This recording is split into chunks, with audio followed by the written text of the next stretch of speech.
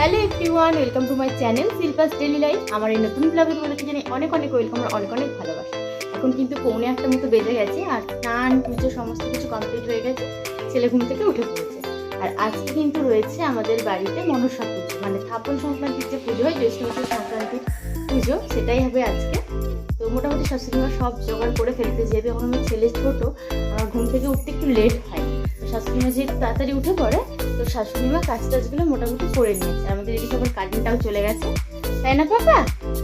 এই যে উঠতে কোলে নিয়ে উঠতে আছে, শাশুড়িমা গেছে গোয়ালে, আসলে তারপরে খইটাতে গুড় মাখানোর আছে, সেই গুড় মাখানোই হয়ে যাবে। চলো, এখানে কিন্তু সেরকম নিয়ম নেই, এখানে এটাতে দিয়ে দিতে হয় খই, পরেরটাতে দিতে হয় নারকেল সন্দেশ। আছে, আমি বন্ধ করে দিয়েছিলাম।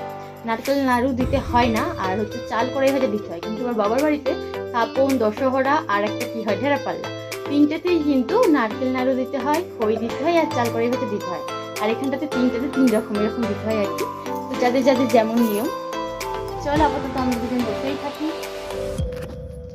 কিন্তু ঠাকুরমশাই পুজো করতে এসেছিলেন অনেকটা দেরি করে, মানে আমাদের যে ব্রাহ্মণী, তো সে আর কি এসেছিল অনেকটা দেরি করে। প্রায় দেখো রোদ বেরিয়ে একাকার, প্রচণ্ডভাবে রোদ বেরিয়েছিল। সচরাচর মনসা পুজোর দিনে বৃষ্টি হয়, বাট ওই দিনে কিন্তু রোদ বেরিয়েছিল।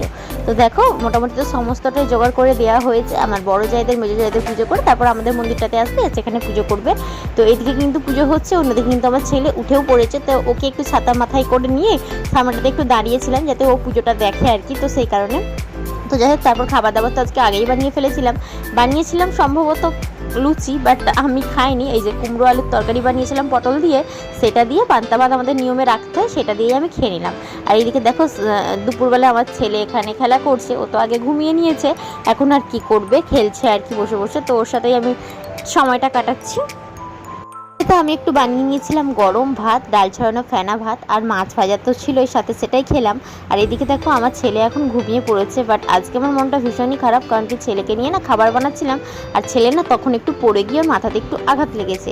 তো জানি এরকম অনেক পড়বে, অনেক লাগবে, বাট আজকেও প্রথমবার পড়ে গেল, তো একটু বসতে গিয়েছিল, বাট সামলাতে পারিনি, পড়ে গেছে। আমি থেকেও ধরতে পারলাম না, সেই কারণে আমার মনটা খুব খারাপ লাগছিল।